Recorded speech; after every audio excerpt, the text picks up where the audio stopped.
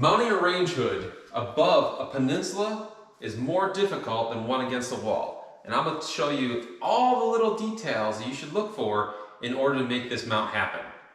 And we're going to talk about a primary standalone shower and a bunch of little miscellaneous electrical things. So let's get into it.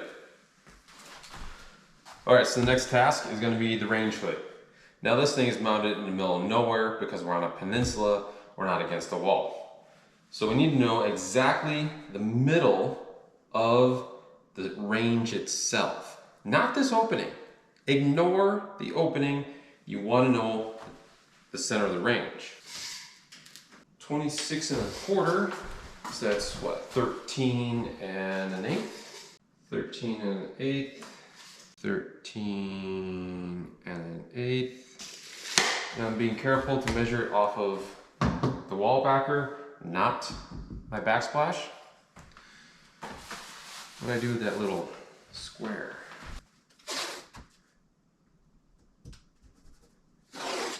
Cross those 2 points. And I need to know the exact center of this opening. 30 1/2, so that's 15 1/4.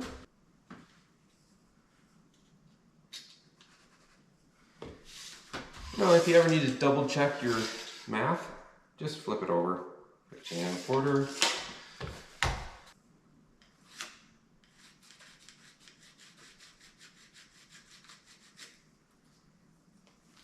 Okay. So now I have a line going all the way across, and then it was 13 1/8. Is that right? 13 1/8. So now this is the exact center of the range.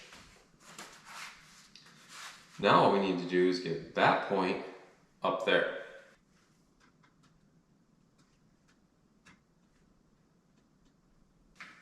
All right. So there's my center line, or my center point. I need to unbox that thing and figure out the cutout, and I hope it's unistrut. That was the last one I did like this. Find a mounting plate that goes against the ceiling, and then find the exact center of it. This one happened to go through the hole where the exhaust runs through, so I had to create it with tape of finding the exact center point that I wanted. Now I can line that up with the center point that I had on the ceiling from earlier, and I'm going to parallel this to the wall because the peninsula is squared off of the wall. And if you don't get that detail right, boy, it'll always look wrong every time you look at it, and you'll be disappointed. So after that, you need to find a framing. Now, because the peninsula got shifted 3 inches, the blocking I put in no longer works.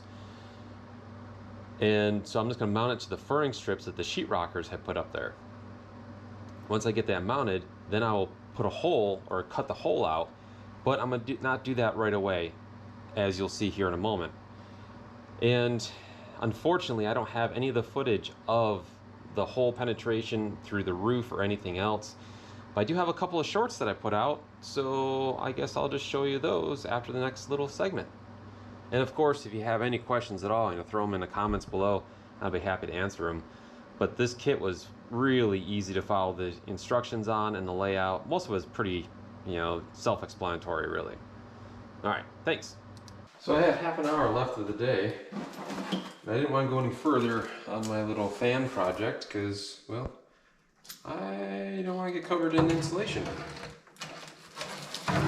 So I figured I could get this done.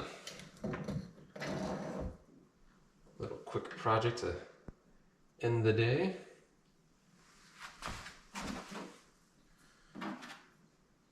Alright, so that goes like so, that goes like so. I just need a screwdriver. So that next day, I came in and made the penetrations and moved the insulation around.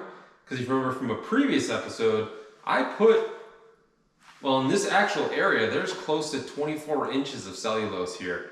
And that's a lot. So I dug all that out, and I used that broom. Well, you haven't seen it yet. I used the broom to shove up through there so I could locate it, dig down, and then I made my penetration. And from there, it's just like assembling Legos, right? Unistrut, mounting the unit, wiring it up, it's really, really quite simple. So, as promised, here are those two shorts that I made. We all got dreams, we all want things, but what you gonna do for it, how you gonna move for it, what you gonna be, and do you believe you can do anything, but what you gonna do for it, how you gonna move for it, what you gonna be.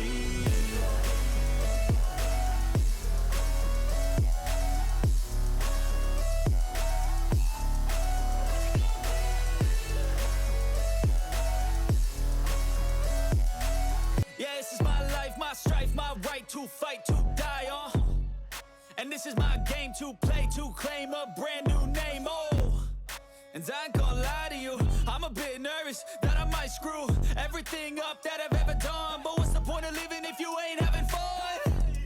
I guess I'll try this, try that, my miss, gotta find what I'm good at. Oh, the struggle is real with this one, folks. This boot, it is super tight going around this piece of 6-inch duct. And it's the wrong boot to begin with.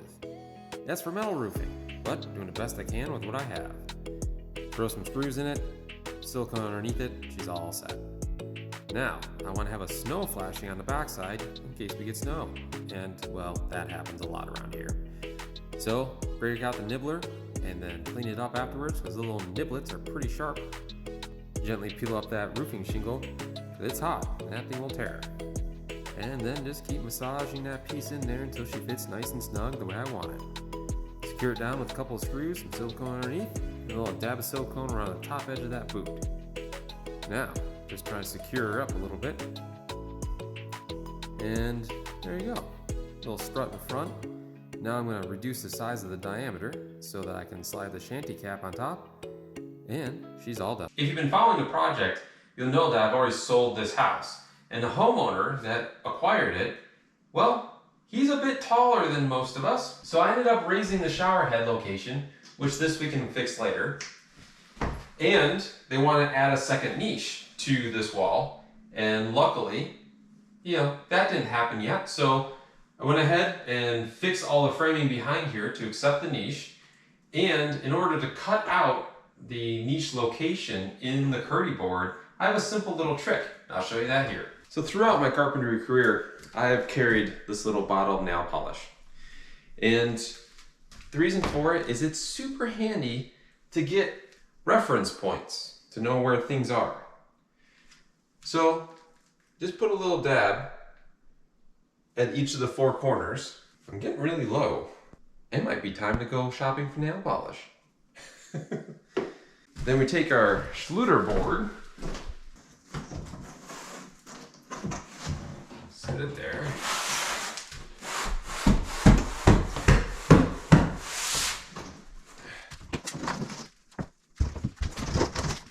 And there you go. We have our reference points. Now I'll just take a level and put it across there and get it all marked out. We'll cut it out and we'll set this board. Hey, hey, hey. I need a new blade.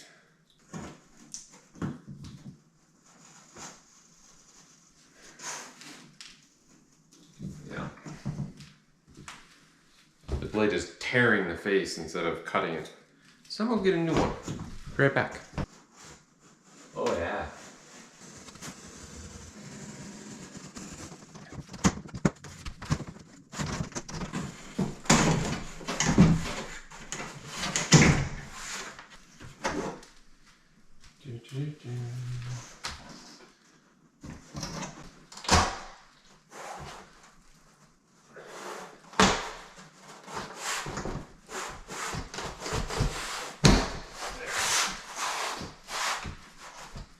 Well, obviously my light died, and it's a little loose on this side and slam tight on this side.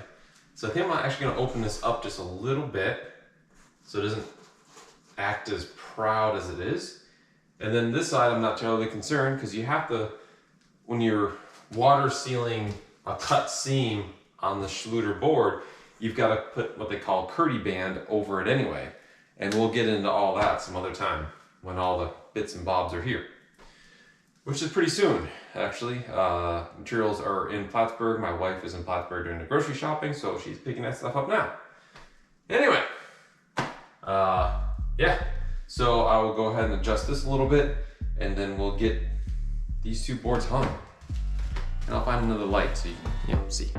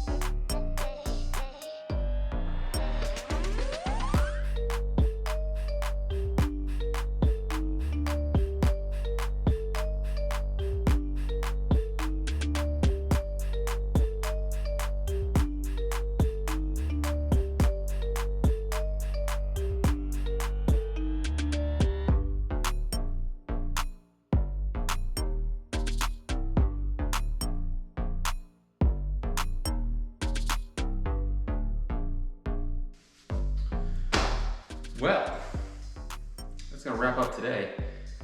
I ended up abandoning the bathroom and just did electrical install outlets, basically from the bathroom through the primary into the kitchen. And I really wanted something really mundane to do. I'm still recovering from doing that flooring. I think that's the problem. And now I'm gonna head off and do a home inspection. The housing market, it is a rough place. I genuinely feel bad for those who are in it. Anyway, back to Frankie, this old girl. Yeah, I've had kind of a late start today and really feeling unmotivated. Had a meeting with an engineer on a project that's coming up. So today, I forgot to bring the stuff that my wife picked up yesterday for me. Sean. So let's switch gears and go to the Jack and Jill bathroom and see what we can knock out in there. Now, the lighting in there is terrible because I never finished wiring that up. And, well, maybe we should do that first. Then I'll bring you back in. So clearly I'm still struggling. It has been a day where I just can't focus. So obviously I turned the lights on, got those finished out, and then decided to put the outlets in here, which then prompted me to put the outlet in the little dining room area. And that's as far as I got. Oh, that's not true. I did finish the outlets in the primary suite too. So the primary bedroom, bathroom, and closet have all their outlets and switches. Yeah, I think the electric's finished in the primary and finished in here. So that's good. So if we're not being terribly motivated, at least I'm getting something done. And then I got a little hungry, so I grabbed my chips. I do like savory. I am a savory kind of fella. I needed to go to that job that I was referencing earlier this evening. Maybe I'll just find some other outlets to install for a little bit and then shoot over to a property that I'm trying to help out with. And they had some landscape work done and they seeded it, but they're not around to water it, so I've been going over there every night and watering it. And water out front of here. So my wife planted a whole mess of stuff. Yeah, I guess I'm getting a few things done. So I shouldn't be too hard on myself. I'm still really tired. And it is blistering hot outside by North Country standards. And I am not a fan. Alright, well, I think I'm gonna call this a week. I'll start back up with you guys on Monday. Even with the struggle being, real, I feel I did get a lot done in a short period of time. with it being summer, I am being pulled in a lot of different directions, and I do not have the ability to stay 100% focused here on Franklin. But we're just going to keep on chipping away as hard as I can, as often as I can, and keep getting you guys updates. Well, with that all said, thank you for stopping by. Peace on.